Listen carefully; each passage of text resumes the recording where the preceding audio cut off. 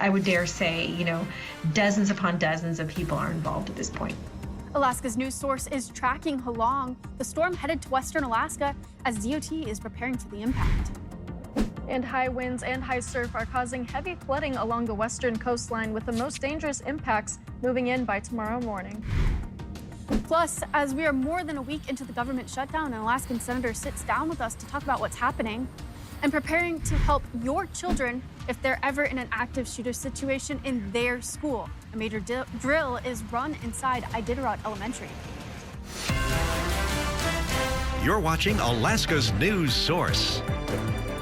We are tracking remnants of former Typhoon Halong as the storm heads toward western Alaska. It's expected to bring damage with it. Today, the Alaska Department of Transportation and Public Facilities is being proactive and has crews out in many spots on the western coast preparing for the strong storm.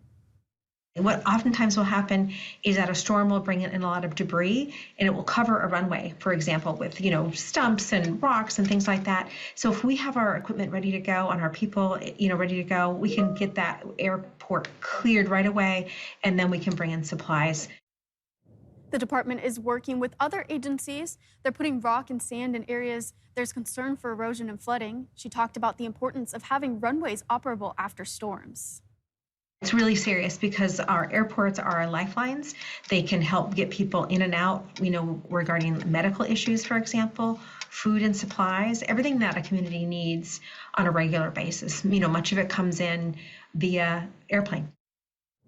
We have a team headed to Nome to bring us the latest details firsthand once the storm hits. And shelters are being set up in many places along the western coast. Some of them include Hooper Bay School, the school in Koyuk, the Nest Shelter in Nome, and the Tribal Building in Golovin.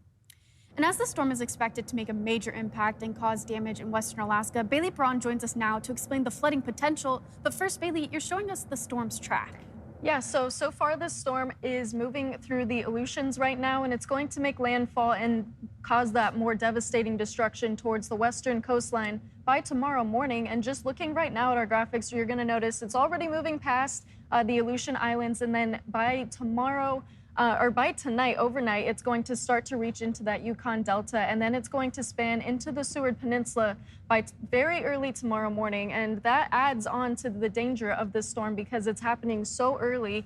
But you're going to notice it also adds into a wintry mix along that area. So not only are you getting flooding and high winds, you're getting a mix of snow and rain. And then that's also going to span into the North Slope, bringing in a winter weather advisory across the Brooks Range. So it's bringing in a lot of damage in terms of winds, flooding. That coastal flooding is really just the biggest thing that we're trying to look out for. And that storm surge is also expected going into tomorrow. So looking at these water levels, this is going to be the water levels added on to the highest tide. So in Kotzebue, 3 to 7 feet of water added on top of that highest tide. So that just shows how dangerous that flooding is going to be. And of course, that storm surge is one of the most dangerous parts of a storm like this. I mean, this is what you see in hurricanes that causes so much devastation. And this added with those winds, it's just really going to add on to all of that damage that we're going to see. So make sure that you're staying prepared. And if you haven't already started to prepare, your window is closing by tonight. You need to make sure that your family is okay. You need to make sure you have everything that you need. But also, like Michaela had mentioned earlier, you need to be aware of where those shelters are, because if you live along the coastline or waterfront, you need to make sure that you're moving into the shelter, because staying at home with this storm surge is not something that you can really handle very well. So you need to be ready for that, as well as preparing for these wind gusts, because they're really going to start moving in. You can already see them moving in right now, but it's going to get worse moving into tomorrow. Michaela? Senator Dan Sullivan was in the studio today. He commented on the impending storm as well as the ongoing government shutdown. Here's part of what he had to say. Well, first off, we've been praying for them, and I'm glad you raised that, Michaela, as our first topic, because we want to make sure everybody in the Northwest Arctic Borough, Kotzebue region is safe.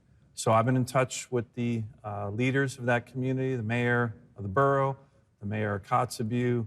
My staff and I have been working closely with them.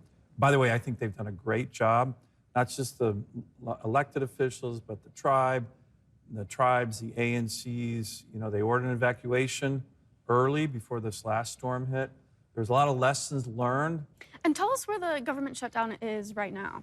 Well, look, I'm working every single day to get the government open. This is the most unavoidable, not easy, but this shutdown should not have happened.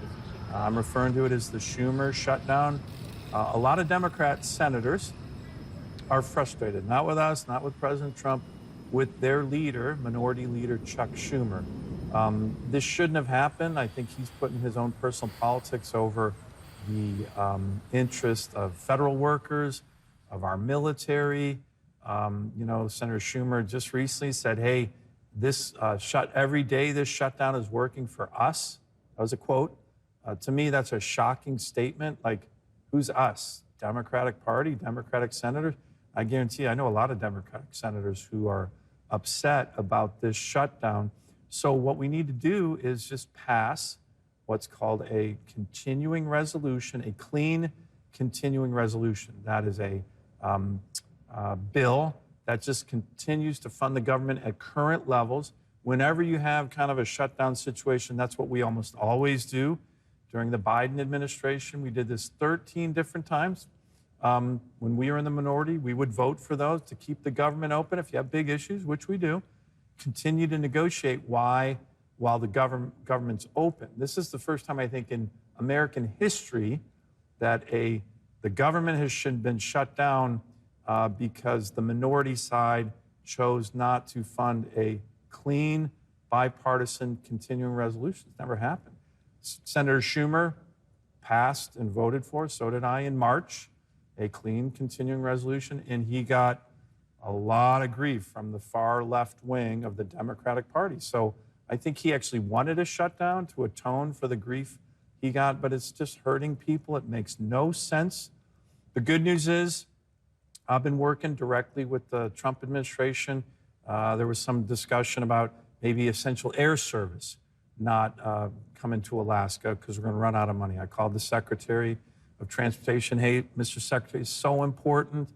I've been raising with my leadership, Senator Thune, the Trump administration's leadership. Hey, we got to pay our troops. I have a pay our troops bill on this Wednesday. Our military is going to not get paid. Our federal government employees are not going to get paid. Representative Nick Begich commented on the shutdown Friday. Democrats in the United States Senate are refusing to vote for a clean continuing resolution. This is the same resolution that Democrats voted for in the Senate with Republicans earlier this year, back in March. Now they're saying no, and people are really starting to feel the effects. Senator Lisa Murkowski also put a statement out on Friday about the shutdown, saying in part that it is poorly timed and yet another example of this administration's punitive actions toward the federal workforce. She says terminating federal employees in a shutdown will further hurt hardworking Americans who have dedicated their lives to public service and jeopardize agency missions once we finally reopen the government. And first responders are preparing to keep your kids safe in case there's an active shooter situation in their school. Still ahead, we take you behind the scenes of the multi-agency drill that happened today.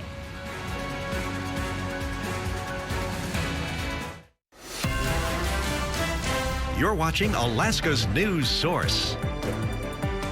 First responders across the Mat-Su Valley took part in an active school shooter drill at an elementary school today.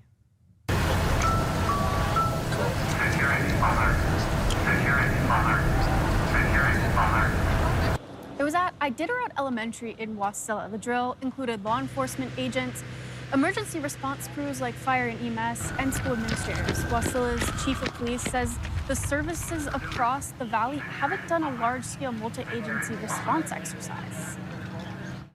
I think a lot of it's going to be law enforcement is going to learn what EMS is going to do. It's going to learn what the school district is going to do. And vice versa, is that EMS and the school district and the hospital and all these other entities that we have to work with are going to understand from the law enforcement aspect.